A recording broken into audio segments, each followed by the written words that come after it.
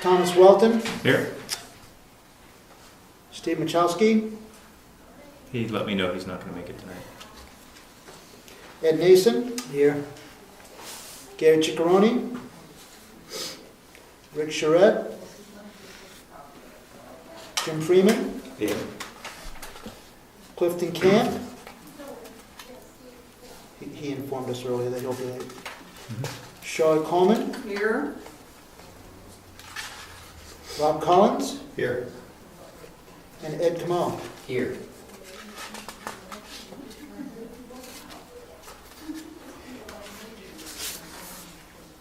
We have 3 absent and, of course, the ex officio. Okay. Well, obviously the easy one's alternate ex officio, if you wouldn't mind coming on up and having a seat. That's good. And do we remember... Well, we only have 2 alternates right now, or 3 alternates. Ed Comeau was on her for Gary last time, and I wasn't, nor was Rob. Rob hasn't been here for a while, so. Rob, you're it. You're up. You want to sit for Rick? Don't we need several people? Oh, we do. We need at least several, yes. So why don't you sit for Rick, since he's not here? And we need somebody to sit for Gary, so... Now, would you mind if I sat here? It's easier for me. No, to that's hear. fine, that's Okay. fine. So Well, we need all the alternates, I guess, because we we... have Collins and. Yep. Oh boy, you guys are proud of me. And Ed, could you please sit for Gary tonight? Richard said for Clifton. Clifton. And Booney is for And then for. Who's the last one we had? Steve Rick? Michalski. Yes, Mike Chelsky, yes. Thank you for Steve. Okay, so that's the appointment of alternates. Everybody clear on that? Good. All right, announcements, correspondence, and mail. A couple of pieces of mail real quick. There's a nice little card here. Nominate a Shining Star for Municipal Volunteer of the Year Award.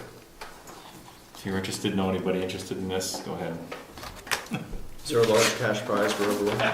It's from the LGC, so hopefully there's millions in cash prizes. Okay, we have a nice little printout here from Granite State College, I believe, hosted by Carroll County Conservation District. Hands-on web soil survey workshop, how to access soils information on the web. I've actually done this myself. I was curious what kind of growing I could do in my yard, and it's acidic as you would guess. But anyway, it says here, web soil survey providers, foresters, planners, conservation organizations, state agencies, educators, and landowners, internet access to relevant soil information needed to make land use and management decisions. Having used this myself, what it is just a computer program. You log into the internet, you select an area of interest within whatever geographic area you're interested. It will tell you all about the kinds of soils that are there, whether you have loamy, stony, and it has all the official technical names of this sort of stuff. And there's a nice sign-up sheet for September 2nd if you're interested. The cost is $20, and it's in the computer classroom at Granite State College in Comeau, New Hampshire, and we don't have any budget money for that, so. Yes? Mr. Chairman, I noticed that there's members of the Conservation Commission here. Are they aware of this? Have you had your meeting yet this month? First Wednesday in September. Okay, so, This would be something. yeah, you should probably know about this now, because you might have missed the mailing on this, and I think your next meeting's after this, so if you're interested in it, please make a copy and distribute it to the folks. So, third item, real quick, is the new copy of Town and City. Always good reading. Please feel free. And the fourth item is from SRPC. Nice computer disk. Dear municipal official, Stratford Regional Planning Commission has completed the 2011 through 2016 Stratford Regional Comprehensive Economic Development Strategy. The CEDS, the acronym, is a continuous regional planning process addressing the economic opportunities and constraints of an area. The CEDS process involves bringing together private, nonprofit, and public sectors to create an economic roadmap to diversify and strengthen the regional goals and to craft a 5-year strategic plan of action that is updated annually. The SRPC receives funding from the U.S. Department of Commerce, Economic Development Administration to create the strategic plan and for all 13 communities in Stratford County and Wakefield and Brookfield in Carroll County. What can you tell us about this? Do you know much about this? I can tell you that I was asked to be on it, and I told them I didn't have time. Okay. It's just a subcommittee about the area economics. Yep. This will be here for anybody who's interested in looking at it. I'll take a look at it as well. I'm wondering what they want us to do. It's always interesting. And maybe they want sidewalks in the town center. Sure. Would you like to look at it and let us know what's on it? Sure. Okay, considering my computer's dead. Okay, so announcements, correspondence, and mail. Okay, so this meeting was postponed from 2 weeks ago. And those who got my email know the reason I postponed this meeting is because my laptop died. And all my useful stuff is on the laptop. And the laptop is still dead. It's dead. So I'm swimming with one arm right now. So I'm going to do my best to try to make sure things keep rolling forward. We'll help you. Thank you. I'm sure you'll be right behind me all the time. Make a mistake, one of us will know the answer. Yep. So that's why we had to postpone this meeting 2 weeks, and I appreciate everybody's patience with that. That's it for announcements. Public comments. Any public comments?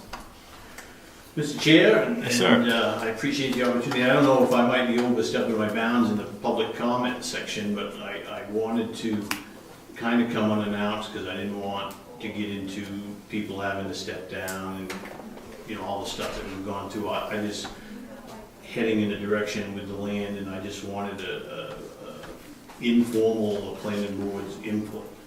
We're working with the SPNF, Society of Protection New Hampshire Forest, to put a lot of the land in permanent conservation. And the 670 acres there now, we're proposing putting 570 into conservation and 100 to keep with the lodge.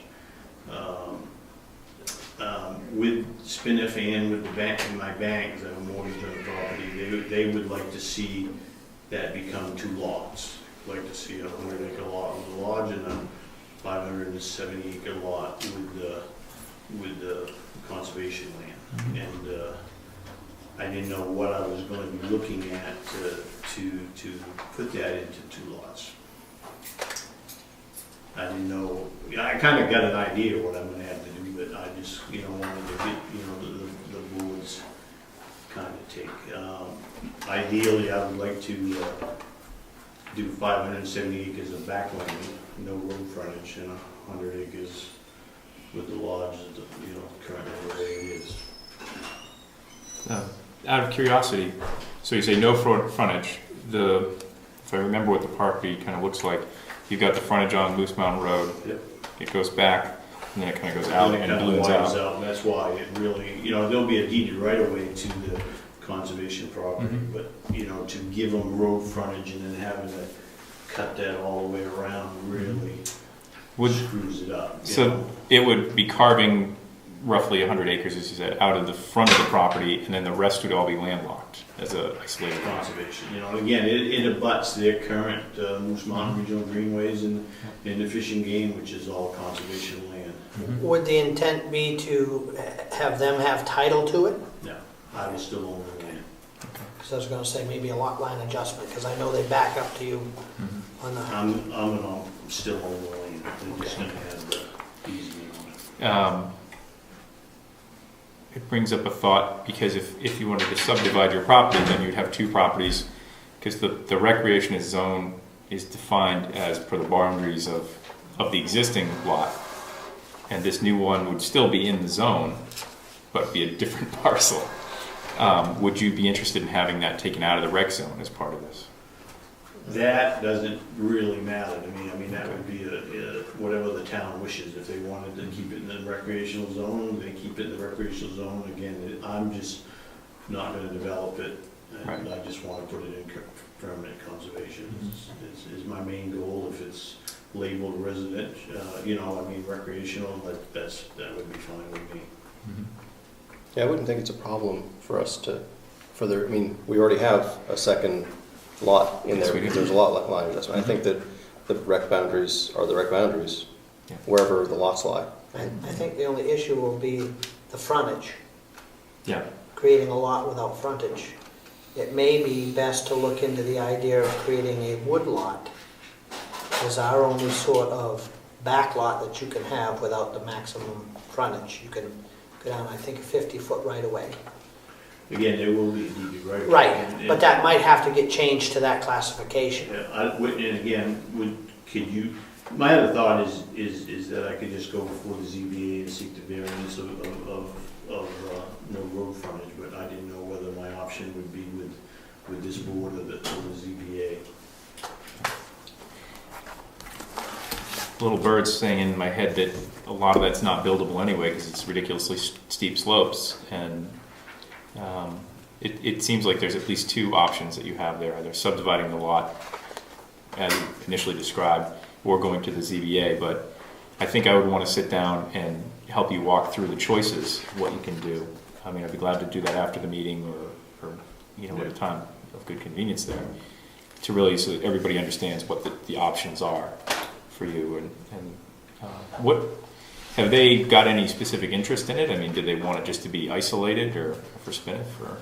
They just want to protect it. There's a Rocky Ridge Pitch Pine community up there. They want to protect. There's only the second one in the state, and they just, and again, it just adds on to the Moose Mountain property, adds on to the fishing game property. It's just a piece that they would really like to see left alone, pretty much. Are they really gonna make it left alone so nobody can use it like they try to do? They're going to follow their normal guidelines, so, they got the ATV issue and whatnot, but they're slowly loosening up on that a little bit. We have a snow machine trail that goes up through there. We've always been able to snow machine on their property, so, again, just mainly to keep it from being developed or not used properly. Well, it's still be subject to our zoning. It's still in the Oh, record. yes, it's still subject to the zoning rules. Well, be glad to sit down and walk through the zoning with you or the subdivision regulations and show you what options are available for subdividing a lot and different choices, what might be good for you in that situation. Of course, your decision. So, do you want to? Well, I just wanted to kind of see what my options might be. Sure. Because I knew the ZBA was always my option, but sometimes you do that as the last resort. Yeah.